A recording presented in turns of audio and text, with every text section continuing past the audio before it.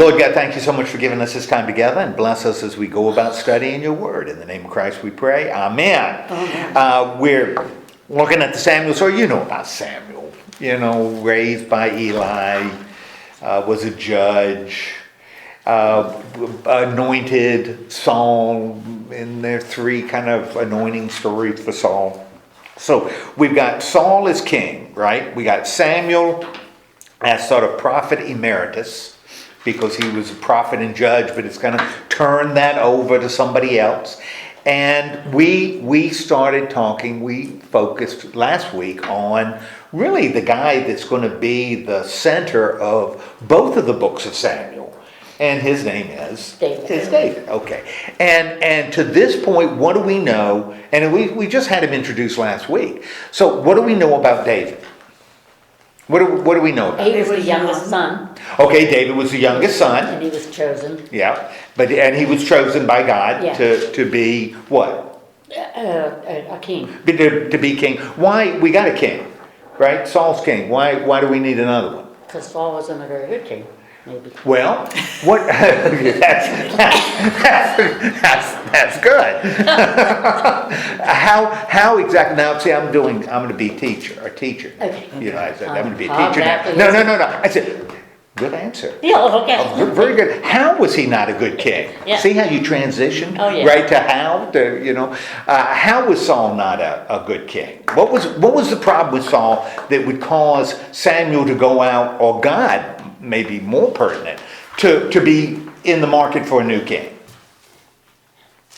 Well, What was Saul's problem? He was impetuous? Yes, Saul was impetuous, and what did that lead Saul to do? That was because being impetuous is just being impetuous. What did that trait within Saul cause him to do?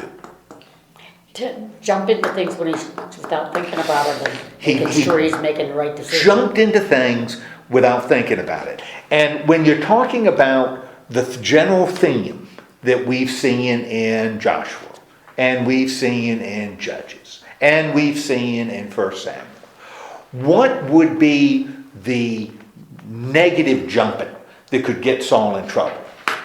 Well, he offered sacrifices and he wasn't supposed to. Yeah, when you start doing it with God, it's one thing to do it with people, to be impetuous. It's when you do those things that are wrong in the sight of God, like offering a sacrifice with good motives. You know, motivation is good. We need to win the battle. I'm losing my army. If I don't do a sacrifice to show that we are focused on God, they're going to be gone. So I can't wait the 7 days. I'm going to have to have a sacrifice in 5 days because my army's going to be gone. And Samuel gets there and says, What are you doing? What are you doing? Why didn't you wait? Well, I couldn't wait. My army's getting... But you're not a priest. You can't perform a sacrifice. That's disobeying God. Remember the battle when he defeats the Ammonites and gets all their stuff. Takes all the stuff, the good stuff. And what did God say that he wanted Saul to do? Kill everything. Kill every person, kill every animal, just kill it, and that's what I want you to do. Same thing he said to Joshua. Saul says, I saved the best for I'm going to save the best to sacrifice to God. Now, good gracious, you'd say, just a slight turn. Yeah, I'd say, well, your heart was in the right place. Your heart was in the right place. Well, according to the Old Testament, that's not relevant. If God said do it, You did it. you do it. And I mean, it wasn't insincere, it wasn't lying. He wasn't going to steal the stuff. He was going to sacrifice it to God. But if God said, don't do it, this is what I want you to do, and you don't do it, you're not obeying. And he saves the king, and the king, humble the king and all this stuff. I told you what you're supposed to do, and you didn't do it. Therefore, what's the consequence? God punishes you. God's going to punish you. You're going to be held accountable. If not now, eventually. And your accountability is How is God going to hold him accountable? What's going to happen to Saul? He's going to lose some of the position. The king.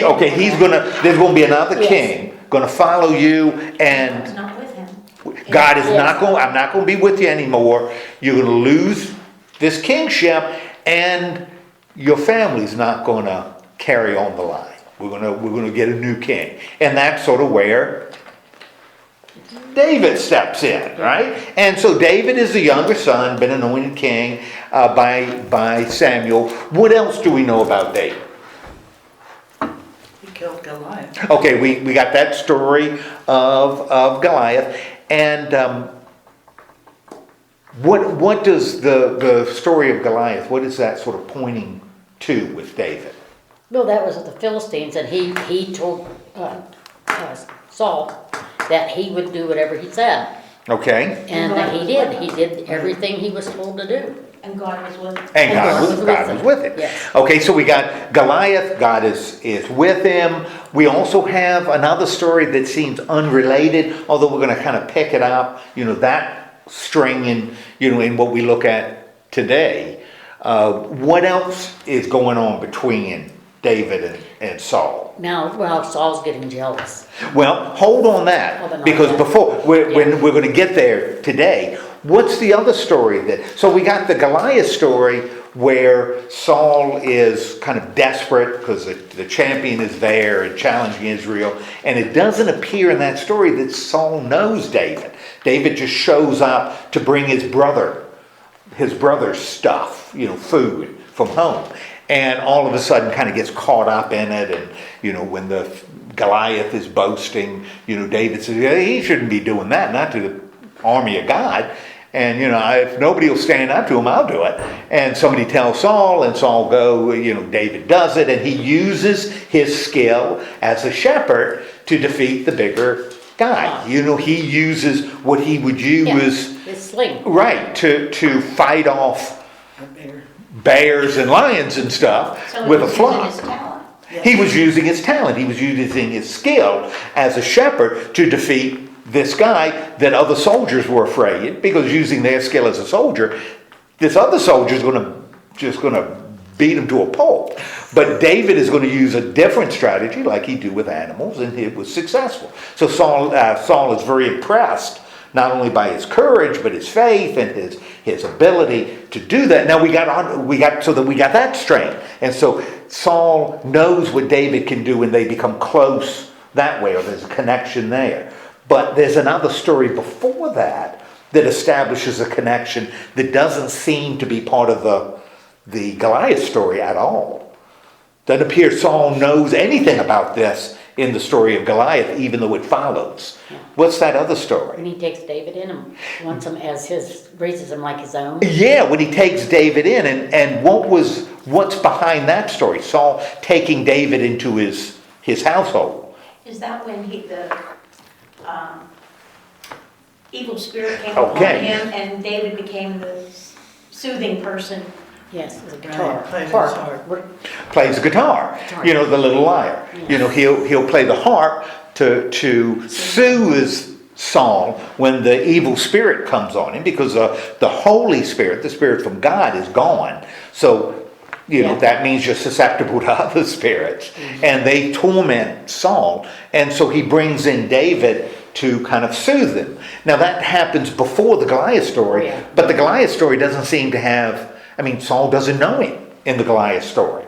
So, we're talking about different strands that the writer is putting together, little independent stories that are floating around that the writer is putting into one narrative. Now, in this, it'll go back to the harp, the story of David soothing him in the evil spirit. So we don't worry about that, because we're looking at it to see what it might teach us, not only about these folks, but primarily about who God is and how we can relate to him. So we're not particularly worried that we've got these different strains that don't always fit like puzzle pieces. They sometimes are a little awkward. They don't complement one another perfectly. But we're not worried, because we're looking at what it means, less, some kind of a historic narrative. So anyway, we know stuff about about David. And David, by the time we get to the end of chapter 17, what's the relationship? Now, we haven't gone into 18 at all. What's the relationship between David and Saul? What's their relationship at the end of chapter 17? It's when the king wants to find out who David is. Well, before we get into 18, what is the relationship, just in general, based on what we saw in 16 and 17, what's the relationship between David and Saul? Is it good? Yeah, it's a good relationship. You know, Saul, from the Goliath story, respects David as a warrior and a smart guy, a smart kid. He also appreciates David as a person who can soothe his migraines when they come in on him. So, the relationship is good, but there's some potential issues, right? That David, we know things about David that Saul doesn't know. And what principally do we know that causes us to say, this is not going to continue? What do we know that Saul doesn't know? David's been chosen to be king. David's going to be king. David's going to be, and to complicate it a little bit more, we have another character that's been introduced.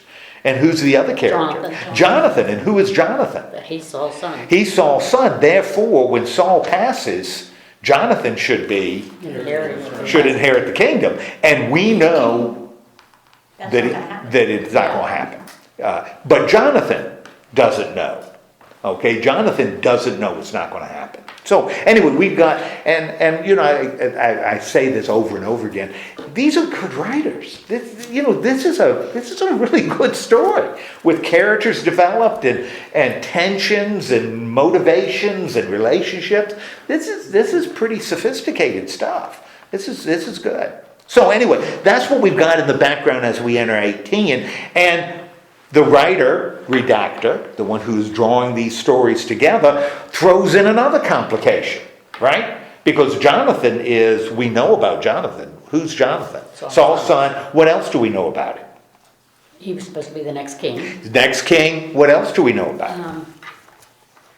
Jonathan became good friends with David. Well, he's going to become good friends. You're right. What do we know about him even before David? He's brave. He is incredibly brave. Remember, he was the one that went to face the garrison of the Philistines all by himself. He was willing to face them, because remember, the problem was the Philistines wouldn't let the Jews have blacksmiths, so the Jews didn't have weapons, but Jonathan did, and he went and faced a garrison by himself with his weapon bearer, but the bearer wasn't doing anything, just holding the armor. And he fought this garrison alone, all by himself, and won. So showed a lot of bravery. What else do we know about him? So that we have that story, and that's unrelated to David. We have another story with Jonathan that's unrelated to David that we've seen, that shows something about his character. Again, I don't think this is an accident. The writer is establishing Jonathan's character. So we've got he is brave. What else do we know about him? Remember the story about the honey? Another example of Saul being impetuous. Remember what he says to his army? I forget. Well, that Anybody who someone had to die if they ate the. That's right. Nobody can eat until we win, and the army is really hungry, and in fact, they're getting weak because they're so hungry. Yeah. That Saul made this promise that had no reason for him to make it, but he did, because that's who Saul is. And Jonathan didn't hear it, and he ate some wild honey as he was passing and felt good. And here he's violated this rule that his father established with no reason, and he says, when he finds out that he's broken the rule and the consequence of breaking it is death, what does he say? Here I am, that's what you said, then you got to follow through on what you said. And Saul is the one that says, no, we're not going to do that. So, we've got Jonathan not only brave, but a man of integrity, maybe even you could say a person of faith, because part of his bravery involved, whether God was, made the thing with God, if they, asked me to come to them, it means that God is with me, but if they come to me, it means, he made that deal with God that illustrated that he was looking for God's guidance in facing that. So Jonathan is a good guy. Right at the beginning of 18, to complicate things, what happens between David and Jonathan? They become one in spirit. Okay, they become one in spirit. In other words, what's happened between David and Jonathan? They learn to like each other a lot. Okay, they become really, really Close. They become really, really close. And now, as this happens, we know Jonathan, we know who he is. Good guy, person of integrity, brave person. We also know he ain't going to be king, right? And in fact, what does Jonathan make with David? A covenant. He makes a covenant with David. And that this is going to be this relationship between he and David. And to symbolize this relationship, what does Jonathan end up doing? Giving David his clothes. Giving David his. Did he give him his coat and his armor and sword and helmet and all. His little tunic? Yes. Gives David the stuff. Yeah.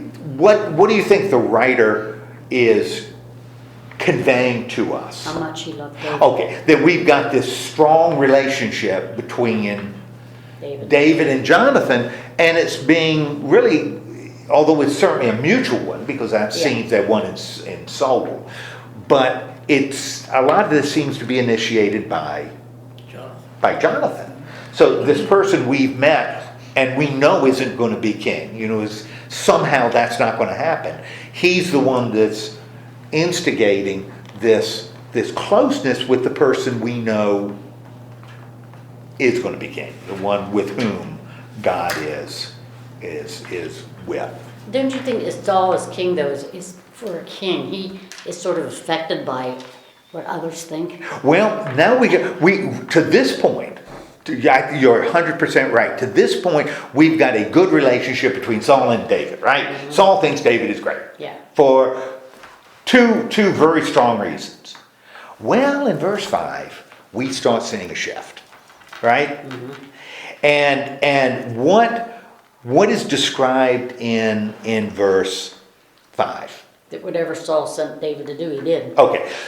So David is a good Leader. He's a good leader. He's a good soldier. Mm-hmm. Saul gives him orders, and David he obeys. He obeys. And so he goes out, and of course they're fighting the same villains that they fight all the time. Who are they fighting? Philistines, of course, because the Philistines are the bad guys. And so David is going out fighting the Philistines. Evidently Saul is with him. And when David comes home after fighting the Philistines, how is he greeted? Women came out of the town. Women came out of the town to greet him. Now, I remember that well. Whenever I'd go back to Norfolk, that would happen to me. The women would come out. Usually they'd come out of town and hide. Because they thought I might be calling them on the phone. So but the women came out and they greeted David as he came in, and they said, what was their little chant? Saul has slain his thousands. Slain his thousands. That's hard to say. 10,000. And David his 10,000. Now, if Saul is a good king and a smart king, he would hear that and say,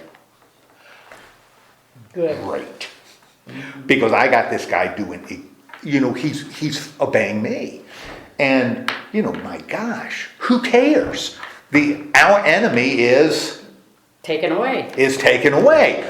But Saul, my goodness gracious. He becomes angry. Saul is not secure. He must have some emotional insecurity within him because he hears that and he is jealous. He's jealous. He's angry.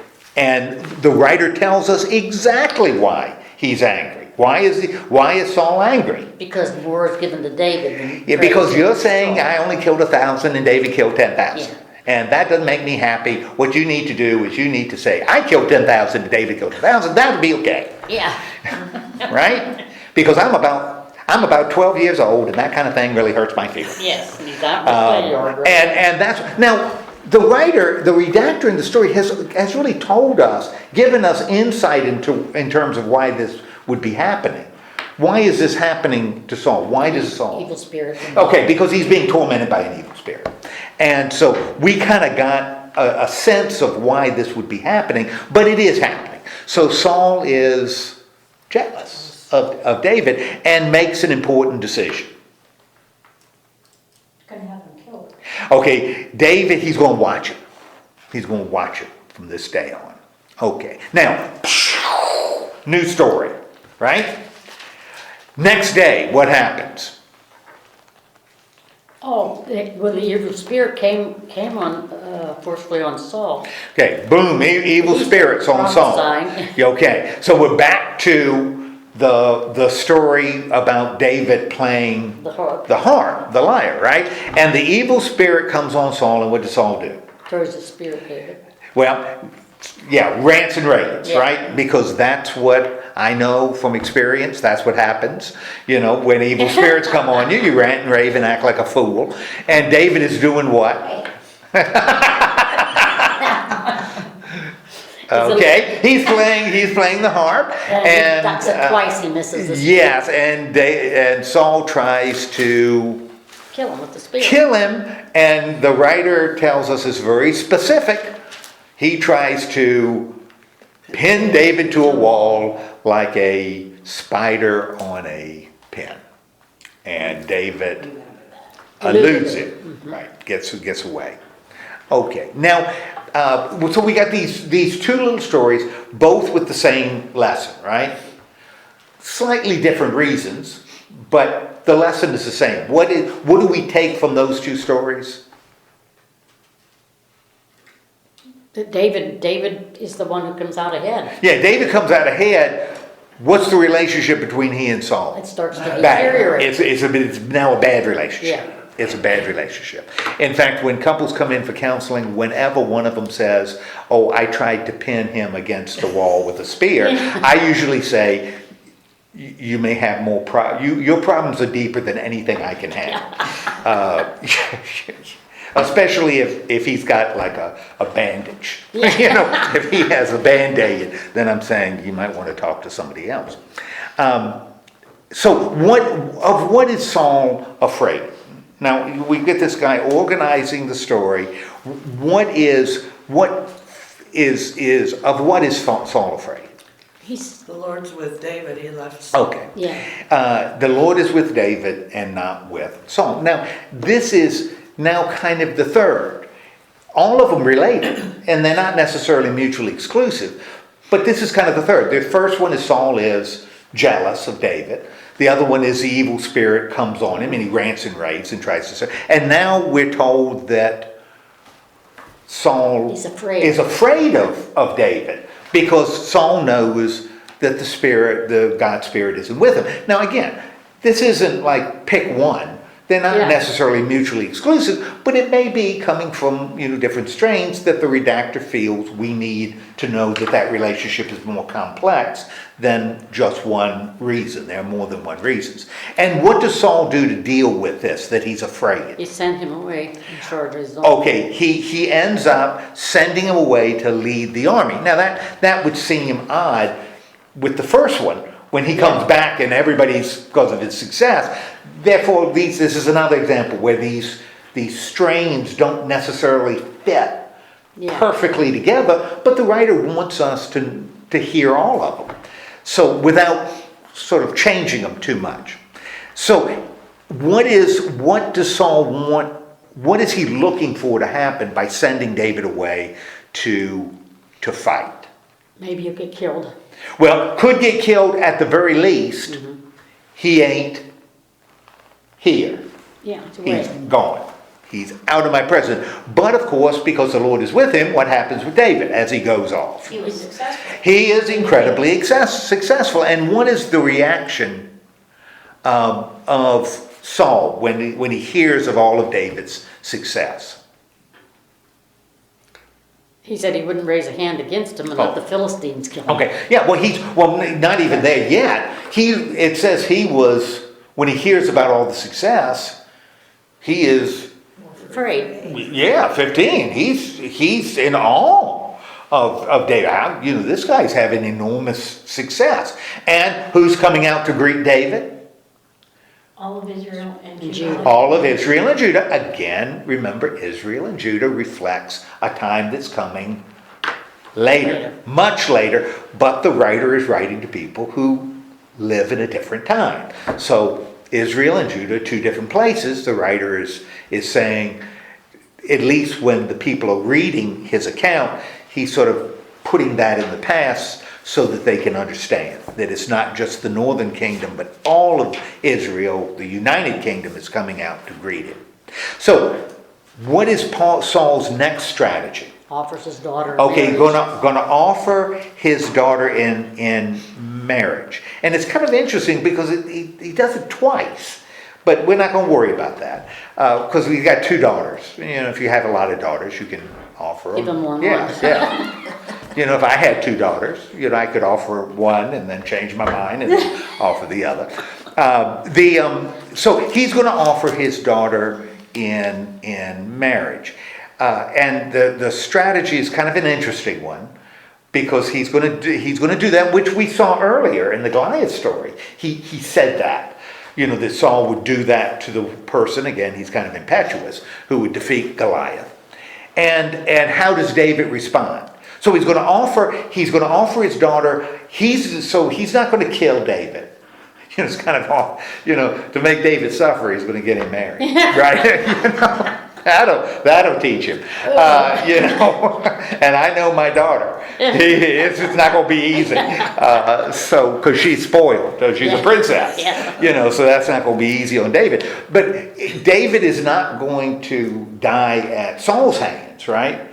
That the Philistine, and I don't know how you get logically from, I'm going to offer my daughter to him and the Philistines will kill him. It doesn't logically flow. Although later with the other daughter, it's going to be a little better explained.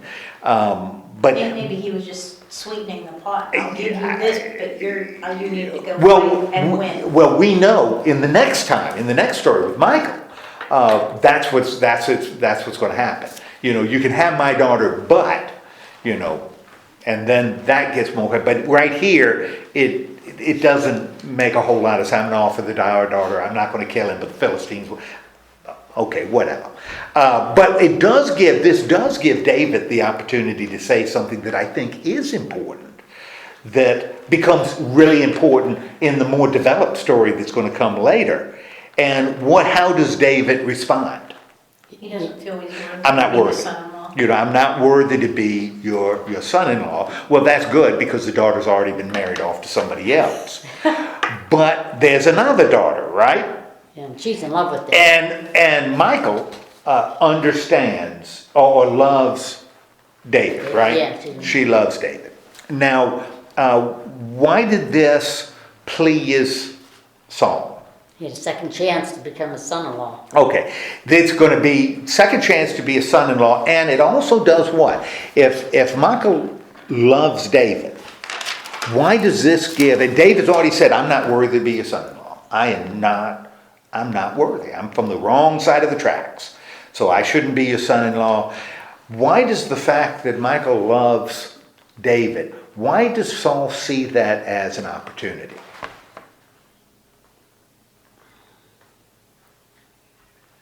The Philistines would want to kill him. Okay, that if there's love between, if my daughter loves David, then maybe, just maybe, but David feels he's unworthy. Maybe I can give him a task, because my goal is to kill him, right? Not my daughter's happiness. Maybe if there's a connection between these two, I can set before him a task to help him feel worthy that's going to end up getting him killed. I'm going to give him a task that is so difficult, he isn't going to be able to do it. And in trying to do it, he is going to get himself killed. And so I will end up with a single daughter, right, and a dead David. Right, David. So, all right. So, what does Saul then say to David in 21? He wants on 21. That's the second chance. Second time. Okay. First daughter, she's gone. The one that loves you. He's still here. Give you a second chance. I want you to be my Son-in-law. son-in-law. Okay. And what does David say in response? My poor man's not worthy. Yeah. Poor man, not worthy. Same thing he said before, right? Yeah. That he's not worthy. Now, what does Saul suggest? That if that's your problem, David, if that's your problem, you don't feel worthy, I understand. I understand. Let me do you a favor. Let me give you an assignment that will help you feel as though you are worthy of my daughter. Not unlike when he said, whoever kills Goliath can marry one of my daughters. That's what he said before. Let me give you an assignment. And what is the assignment? He wants a bride price, 100 Philistines foreskins. 100 Philistine foreskins. Now, we know what foreskins are, right? Mm-hmm. So we don't need to define it. No. We're in the neighborhood, right? Yeah. We understand what they are. Now, why would this be the assignment? Because he knew it would probably get him killed for sure. Well, yeah. If you go to a bunch, 100 guys and say, by the way, can I have your foreskin? Yeah. They're probably going to say, no. No. They're probably going to say no. If you go to 100 guys and say, well, then let me remove your foreskins, they're going to probably say no. And that could be the result in a That he says to let me kill you and then I'll take yes, it. that's probably the only way you're going to get it. It's sort of like over my dead body. Yeah, exactly. And David would have to say, okay, if that works. The fact, though, that we're talking about foreskins becomes kind of interesting. Because in a sense, what would David be doing? Circumcising. He'd be circumcising. Right. So I think that's not a major idea, but I think that becomes a little irony. The task isn't, to bring, their right hands, which he could, or to, bring, their heads or something else. But the fact that it's something so tied to circumcision becomes kind of an interesting thing. It's not developed, but I think that's one of those things that as you read it, you think, that's a little ironic. That what Saul is actually sending David out to do is to circumcise 100 Philistines. Of course, it's not going to be with their permission, right? Oh, heavens no. So to get it, they're going to have to be dead. And so, boom, he sends them off, right? Mm-hmm. And what does David do? He did exactly what he was told to do. He comes back with a basket, right? But he killed 200 instead Yeah. of 100. Yeah, boy. Overzealous. He is an overachiever. Yeah, I'm not. That's whatever. So he ends up doing that. What does Saul do? He's even more afraid of him. Daughter. Okay, gives the daughter Michal to David, and why? Why does he do it? He's so afraid of it. Because he is now more afraid of David than he was before. So now we've got 3 reasons why Saul really doesn't like David. The writer has established 3 reasons for Saul really to hate David. What are the 3 reasons? Because David was going to be king. Well, reason number 1, Saul is jealous. Yes. Jealous of David's popularity. Yes. Second, he hates him. evil spirit drives him nuts and And just driving him crazy. And he's afraid of him. He's afraid of him because He's so popular. clearly God is with God him. is with him. The Lord is with him. And so that really, really scares Saul.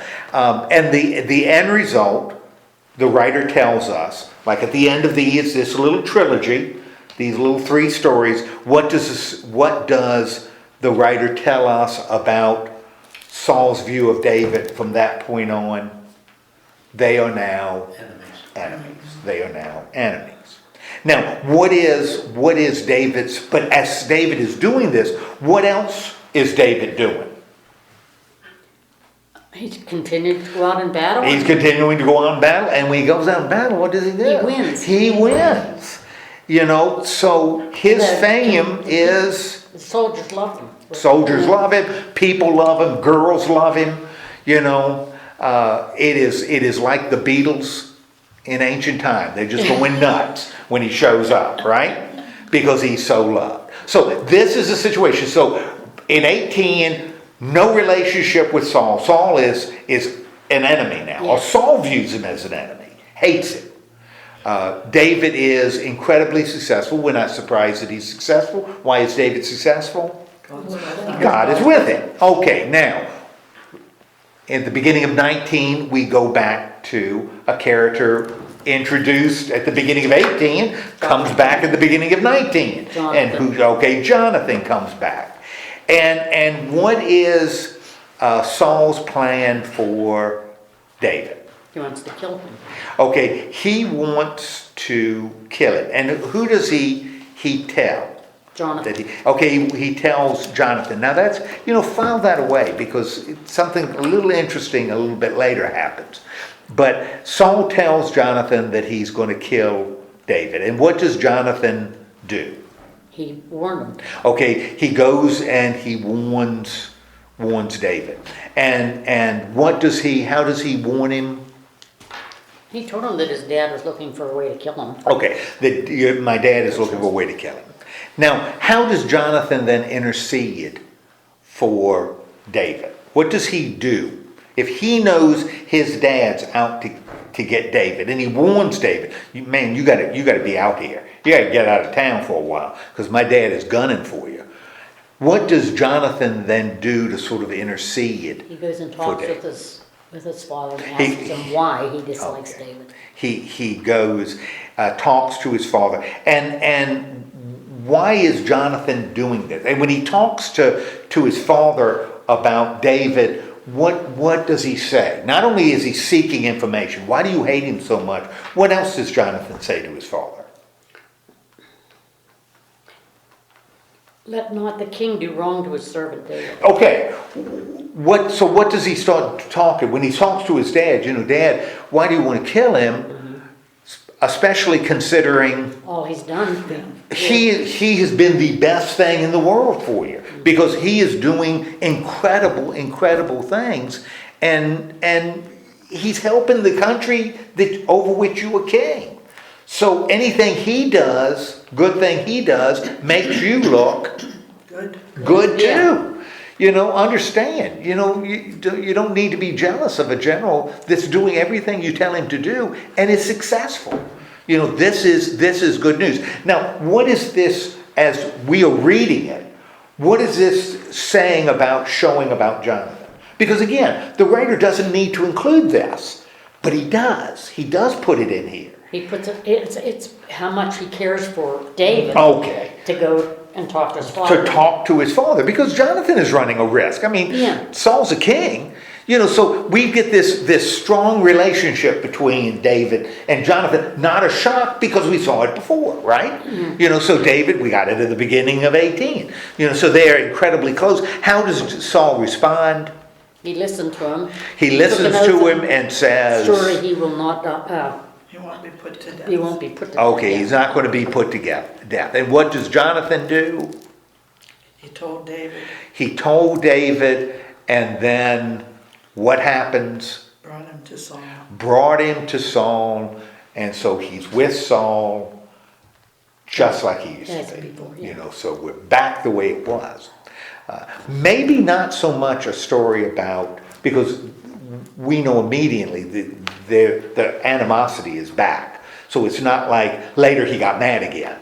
You know, so this maybe is a little story. Again, the writer has a purpose to show the closeness that David has towards the closeness between Jonathan and David. And remember, just like the covenant in the beginning of 17, who's taking the initiative in this? Jonathan. Jonathan is. It's not David saying, would you talk to your dad about me? Yeah. You know, it's Jonathan saying, I'll do it. Yeah. You know, so Jonathan in this, David is certainly sort of is innocent, but it's Jonathan that's saying, you know, I'll talk to my father. I'll straighten it out. I'll bring you back, you know, to my dad. So it's Jonathan this taking. So in our view, in terms of a person, in terms of a character, how do we end up seeing Jonathan? As He's a the, good guy. As a really, really good guy. And yet in the back of our minds, we know what? that he's not going to be. He is not going to be king. Something's going to happen that's going to cause Jonathan not to be king. Now, it's also interesting that in this, we don't get a sense that David is saying, you know, well, I'm going to be king, and, you know, oh, this is part of a strategy. It's like David doesn't know, and I think that's what the writer wants. And I think these stories seem to infer this, which becomes difficult, because certainly David would have remembered being anointed by... But I don't think it Samuel. comes into the way he acts, though. Well, it doesn't. That, you know. And I think that's why we don't, in these stories, we probably don't want to introduce that. Yeah. Although, you know, I've been with people who would. Well, David knew this, and so maybe David's motivation isn't good because he knew all of this and he was playing Jonathan. Well, no, don't do that. No, just let the stories live on their own. Yeah. You know, there's no inference in any of this that David really knows he's going to be king. Through all of this, and it's kind of playing everybody a little bit. There's no suggestion of that. So maybe that story is for us, the reader, but we don't want to incorporate into everything else. Because again, we're talking about story. Saul at this point doesn't know that David was anointed king. So he knows the Lord is with him. And he is jealous. And it sure seems as though Saul has an idea that the one on whom the Lord rests is going to be the ruler, because he takes such action to prevent David from even surviving. So Saul seems, but we don't get this idea that David knows. You know, that David is conducting a strategy, you know, so that he ends up on top. We don't get that. And I think that's a good thing, because if we did, then how do we view David's character? He wouldn't be a good guy. He's not a good guy. Then he's doing something terrible to Jonathan. Becoming buddies with a guy he knows ain't going to be king, I'm going to be king. Yeah. That doesn't make him look good at all. And I don't think the writer wants that for us, because he doesn't want us to look at David as a schemer. You know, no, David is a very honest, innocent person. But Jonathan, Lord have mercy, Jonathan, he is really incredible. You know, he is really incredible in this. But Jonathan isn't the only one in Saul's family that's helping him, right? Who else helps David? David's wife. David's wife helps him, right? Okay, and what's going on in verse 8? War broke out again. You got war breaking out again, and what is David doing? Out to fight the Philistines. Okay, he's fighting the Philistines. Is he successful? Yes, they fled. You better believe it. What happens with Saul? An evil spirit came upon him. Evil spirit. What does he try to do? Yeah, I'm having deja vu all over again, because this is the same story again. Only with David leading an army, you know, and winning victory. Saul tries to pin David to a wall. Now, but David escapes, flees. What does Saul then plan? He sent somebody to watch David's house all night. Okay. We're going to watch David's house, and what is the strategy? What's the plan? To kill him in the morning. We're going to kill him in the morning. And what does Michal do? She tells David to get out. Okay. She warns David too. So now what have we seen? What do we have in this Jonathan story? and his wife helping him. The brother and sister, both of them, two children of Saul, end up betraying their father to warn David. And what does she do so she tells David, my dad's is out to get you. So you gotta get out. She lowers him out through a window. So we've heard that before, Yes, right? in the other That story, dropping down from a window, so that's not unusual. And what does she do to fool the agents of her father? She puts an idol in bed She puts an idol, which, with good hair. yes, I have seen situation comedies for years, and how many times have I seen kids do this to their parents? Put some kind of mannequin or something in the bed with hair on the head, and they pretend they're sleeping, right? Yeah. And that's what he does. That's the story here, right? They put an idol in the bed, and what does she put on top of the idol's head? Goat's hair. So David must have been a lot of kind of curly. Yeah. He was very different from me because he had plenty of hair on top. And what does Saul do? He asked his daughter why she deceived him. Okay, why did you deceive him? And what does she end up saying? Tells him he's sick. Okay, that he's sick. Okay, so at this point we've got two stories, right? Jonathan and Michael. What do they have in common? They both love David. They are both helping David. Okay, so what do we, the reader, take from these two stories? They know David is right and that God's with him. That God is with him, and even people within Saul's family know that God. Okay, so where does David go? To Samuel. Okay, he goes to Samuel in Ramah. And what happens when Saul sends messengers? They end up prophesying. Okay, ends up, because remember we had that little story earlier with Saul. Remember when Saul, goes to try to find you remember? Mm-hmm. He's looking for his donkeys. When he finds looking for his donkeys, he thinks Samuel might be able to give him information. And he does. He finds Samuel, and Samuel, anoints him king. And as he's leaving, he runs into a bunch of prophets. And what impression do we have of how these prophets are acting?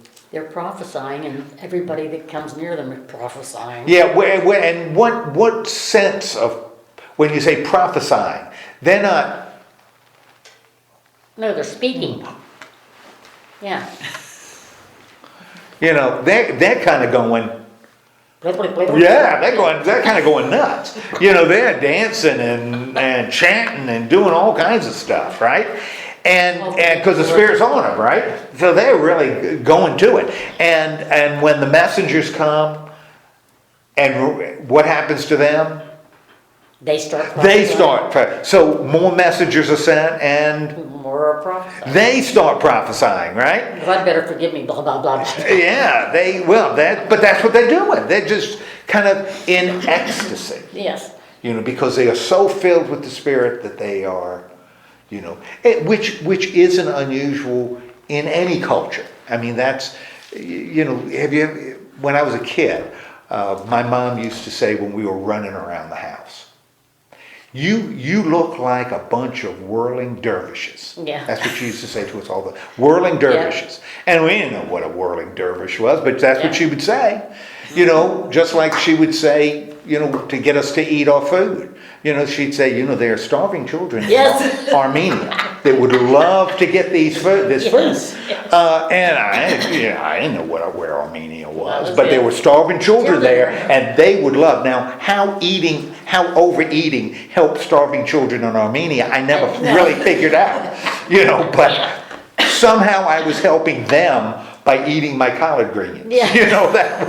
That was somehow going to be helpful to them, and I did with reluctance. But but whirling dervish, those were that's in Islam, and they would be so filled with the Spirit they would prophesying is really good. They would whirl. Yep. And you know the amazing thing, when you whirl, what happens to you? You get dizzy. You get even more filled with the Spirit. You get even more dizzy, you know, and kind of stumble around and so. And so that's not unusual, that you become so in touch with God that you kind of move beyond any sense of reason or even control. That God has taken charge and you are sort of out of control. And that's what's happening here.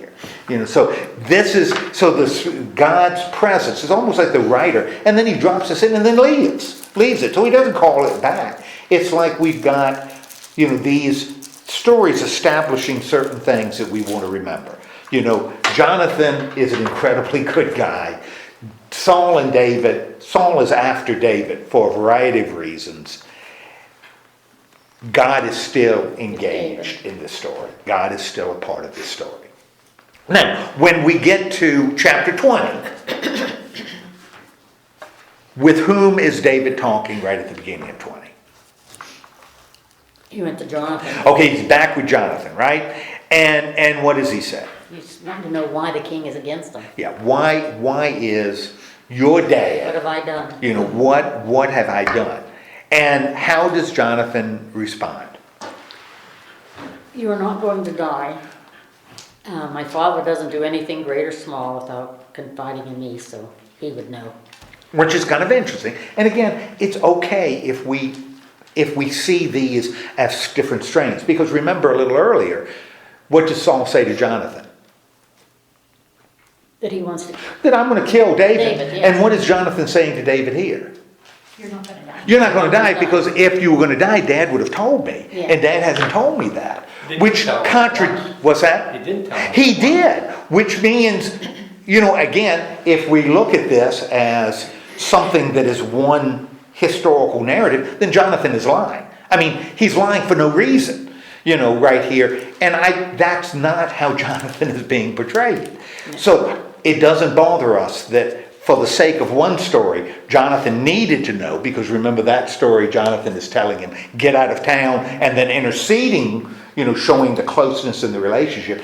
This is, for the sake of this story, Jonathan needs to believe that, you know, Saul may or may not be going after your life, because that becomes kind of the point of this story. You know, let me know, you know, I'm going to let you know if my dad is really going after you. But you know, he really doesn't want his dad to be going after him. Of course not. Of course not. But this is one of the problems when we force kind of a rational historical perspective on these biblical stories. Then you end up with things that I think almost run against what the story is all about. You know, we end up with David as a schemer, because he knows he's going to be king. You know, he knows. So he's playing everybody. You know, and that's not what I don't think what the writer, there's nothing, no reference, no inference that's what we want. He wants us to believe. Here, well, Jonathan is lying right through his teeth. Why is he doing that? You always have Weak, you know, doesn't want to admit to that. We don't worry about that, because there's no inference here that Jonathan knows he's lying to David when he says it. You know, so let the stories speak on their own. Don't force something that isn't here onto the stories. You know, we're not going to worry about it unless we, you know, kind of force ourselves to worry about it. So, anyway, so Jonathan says, look, if Dad had wanted to kill you, he would have told me, because he tells me everything. And what is David's concern? well, that Jonathan doesn't believe his father trying to kill him, and he knows he is. Yeah. I know that your dad is after me. Mm-hmm. I know he's trying to kill me. You may say not, because he's never talked to you about it, but I know, you know, I've been there. And so what does Jonathan promise? He will do anything he wants. Again, Jonathan is the one here that's going to kind of make is going to be involved. Jonathan's going to be involved. And what's the plan? Now this time Jonathan isn't coming up with a plan, but David does. And what is David's plan? Well, there's a festival coming, and he said to David not to come and see what the king says. Okay. There's a surefire way to determine if your dad is really angry at me, or is gunning for me. And again, this is ancient people. That's why they drew lots. You know, if you draw lots, God has to be in control. So the winner of the lot must be the one God wanted to win, you know, because now, going to do the same thing here. You know, we're going to set this scene so that I'll know whether your father is out to get me or not. And what's David's plan? Go out in the field and hide. Okay, I'm going to go out in the field and hide. Now, I want Jonathan, you need to do something for me. Because I'm going to go in the field and hide. We got this festival. And what's involved in this festival must be involved. Sit down and eat together. Sitting down and eat. Banquets. Sitting down and eat. And what, Jonathan, this is what I want you to tell your dad. What is he going to, what do I want you to do? Called away when he... Okay, I'm called away. I'm called back to Bethlehem, which is where I'm from. And I'm there to, you know, sacrifice, do the sacrifice. Therefore, it's something important. It wasn't just a whim. You know, I need to be there. Therefore, I can't be here for your festival. And what, Jonathan, this is what I want you to look for. What does David want Jonathan to Tell look us for? what, tell him. Okay, I'm gonna tell you, when my dad says, we're eating, and my dad says, Saul's not there. yeah, where's David? How come he's not here? You're supposed to, okay, he needs to go to Bethlehem, yada. Yeah, okay. Told him he needed to go offer sacrifices. Now, what you want to look at is what? Whether Saul becomes angry. Yeah, you got to say, look at your dad's response. And if he says, That's okay. that's okay, I understand, then He's safe. That's okay. but he's not after me. Jonathan, you're right. If, on the other hand, He loses his he temper. really gets ticked off, then I know what, He's going He's to out harm to me. kill. and you know what. He's going to harm me. He's looking to hurt me. And of course, so Jonathan says, how does he respond to the plan? If I thought my father was going to hurt you, wouldn't I tell you? Wouldn't I tell you? You know, so it's almost like you don't trust me, Yeah. right? Now, what is your concern? What is David's concern? But it appears as though, based on what happens Well, he later, tells Jonathan is going to do it. Jonathan's going to do what David says, but it almost sounds like he's a little put out. You know, if this were true, I would tell you, but okay.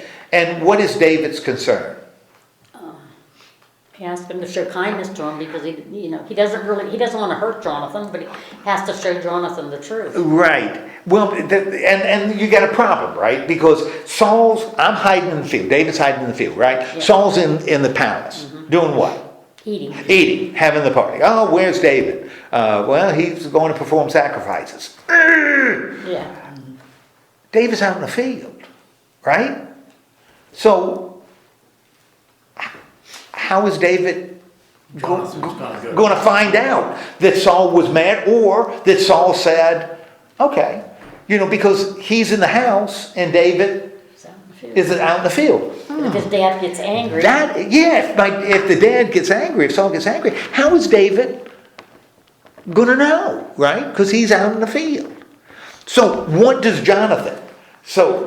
Jonathan's part of this plan? He's going to shoot arrows. Okay, I'll tell you what I want you to do.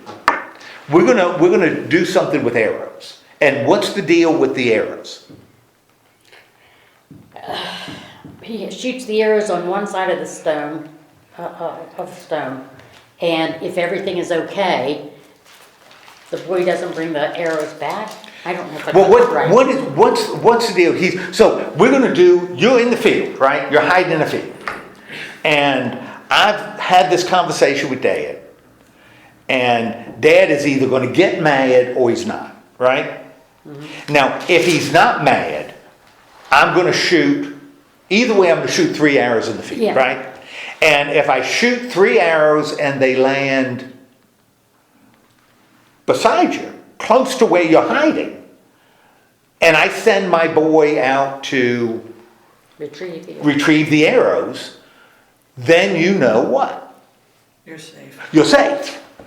If, on the other hand, the arrows go over your head, go further, I will also send my boy out to get those arrows, but you will know If my father wants to kill him. that he's mad, which means He wants to he kill him. wants to kill him. Okay, so this is the plan. They've got a plan. What happens? David's out. Where is David? He's out in the field, Yes, right? Yes. The king is eaten, right? Okay. And what does Saul at this party? But David's place is Empty a second time. is empty. Now what does Paul assume? First dinner. First big dinner in this festival. David's place is empty. Everybody else is sitting in their place. David's chair is empty. What does Saul assume? Something must have happened. Something must have happened. Something must have come up. Probably got a phone call. Right before dinner. Maybe he's unclean, dirty, has to clean up. So something must have happened that would prevent him to come from the party. Second day, seat still empty, right? Mm-hmm. So what does then Saul do the next day? When it's 2 days in a row, David's seat is empty. Saul's anger flared Yeah, out. well, first is why is he not here? Why is the son of Jesse not here?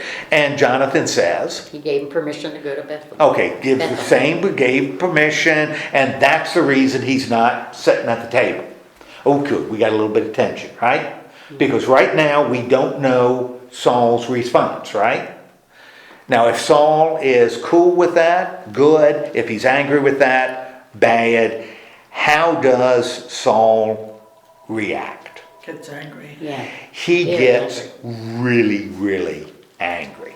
And he takes it out on Jonathan. And he takes it out on Jonathan. He really nails Jonathan. How does Jonathan react? And Saul, he's angry at Jonathan. He's angry also at David. He is really angry. But Jonathan asks him, why should he be put to death? What has he done? Right. And what does Saul do? Man, Saul must have a spear by him all the time. He must be walking around with a spear. Or has a whole bunch of them. Just has a whole bunch of spears. That just like an umbrella stand. Yeah, sort of like, that he kind of wheels behind him all the time. Because he takes a spear and does what? Tries to do the same thing to Jonathan. And the emphasis is on Saul's anger, right? Okay. And how does Jonathan end up feeling when his dad tries to make him a shish kebab for the dinner? He was grieved. He was grieved, but he was also angry. He was also angry. So now what has happened between Saul and Jonathan? Well, Jonathan didn't eat because he was so grieved at his father's shameful treatment of David. Yeah, so we've got a break in that relationship now, too. And so what happens the next morning? Poor David's been where? Out in the field. Out in the field. Missed a big banquet. Missed a banquet and a floor show. With Saul throwing spears. So he's in the field, and what happens as he's in the field? Jonathan shoots the arrow, and he shoots the arrow further, and the boy runs to get it. So David knows He's got to he's got to go. That Saul is gunning for it, right? Mm-hmm. And then what happens after the boy who retrieves the arrow? What happens when he's gone?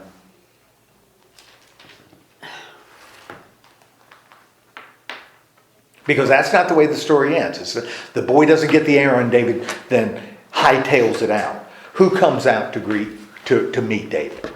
Jonathan comes out after it's over. And what happens between David and Jonathan? David bowed down before Jonathan 3 times with his face to the ground. Then they kissed each other and wept together. Right. What are they experiencing? Sadness? They're experiencing sadness, right? Because their relationship, the writer has really emphasized the closeness of their relationship. And what ends up happening? He goes to leave, and Jonathan told him to go in peace. Okay. So and David leaves, and Jonathan goes back into the city. So David is gone, and Jonathan is back in the city with his father. Now, in these chapters, what's now David's situation by the time we get to the end of these chapters? He's getting away from Saul. He's getting away from Saul. He's left. There is absolutely no question that Saul's out to get him. Saul's out to get him. And the writer told us, that Saul sees David as an enemy. He is out to get David over and over and over again. David has allies, right? Who are his allies? Jonathan and Michael, his wife. And why was, as this story progressed, why was it necessary?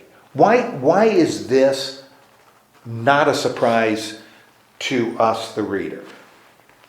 Why is none of this a surprise to us? Because we got to read all of it. We know the whole thing.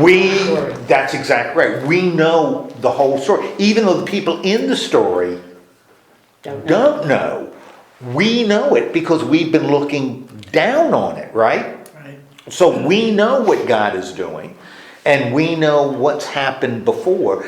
We know that there has to be a break between Saul and David, because Saul isn't going to voluntarily give up his kingship, particularly since the Lord has left him. Yeah. So we know there's got to be something that's going to cause Saul to lose his kingship and David to become king.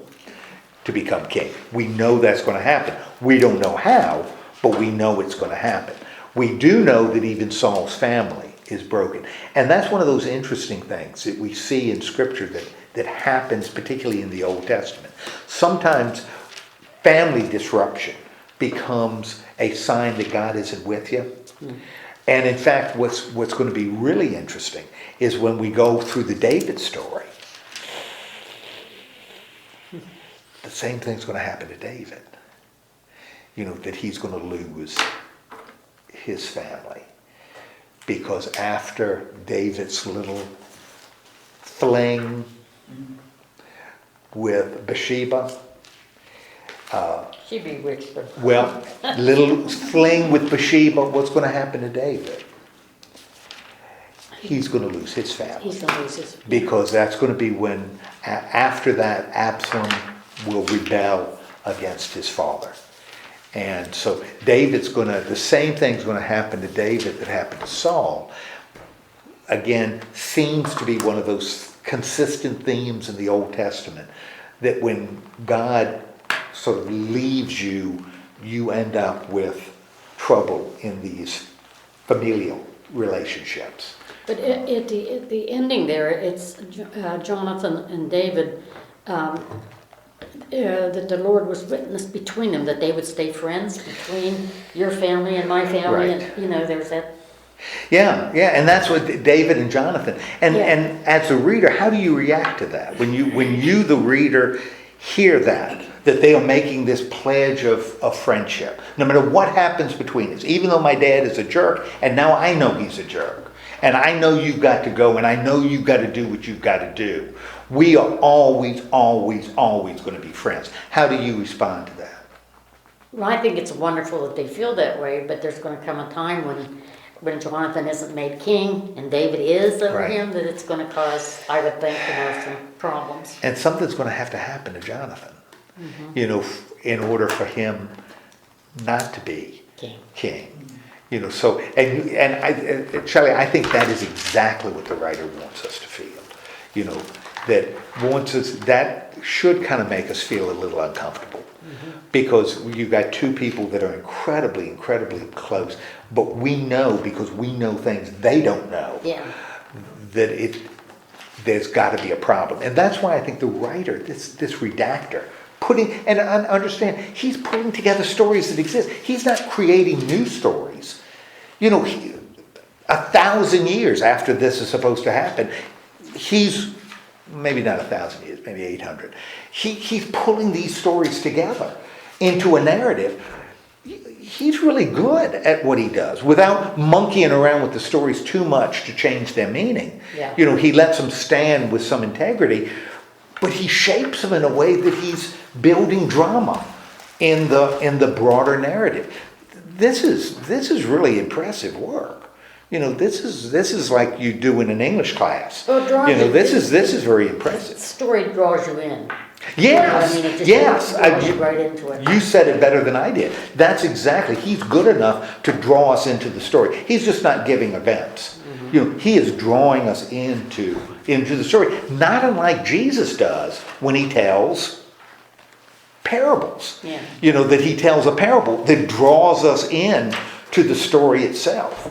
This is kind of what we've got in this, only in a much bigger sense, because we're talking about a whole narrative, with a lot of events that we're being pulled into the story, and almost feel emotions that we don't see people feeling in the story, because we know things they don't know. We know David's going to be king. We know it already, but they don't seem to know it, but we do. And I think that's important, and I think the writer knows that, and he uses it. Now, next week we're going to look at, and we'll meet again at 10. We'll meet again at 10. We'll do that until after Easter. We're going to look at 21, 1 through 23, 29. And we know David and Saul are at each other's throats. 21 through 29. 21, 1 through 23, 29. And so we've got David is gone, right? He's out of town. And that's what we're going to look at. We're going to look at David out of town and Saul coming to get it. We're going to get Saul coming to get David, trying to get David. Yeah, that's but say David's gone. Saul's going to go to almost any length to get rid of David, Yeah. And yeah. And it's interesting, like I said, that the writer gives us 3 motivations. And even when Using David little independent stories, gives us 3 motivations on why he's doing it. He's jealous of David. He's got an evil spirit that torments him. And he's terrified that the Lord is with David and is no longer with him. And, why is Saul doing that? Boom, boom, boom. That's why Saul's doing it. Okay, let's have a word of prayer. Lord God, thank you so much for giving us this time together, and remind us that you are going to be with David, and regardless of what he does or where he goes, you are still with him, and that your will for him will still be done. In the name of Christ we pray. Amen. Ron got his nose cauterized Monday. Oh.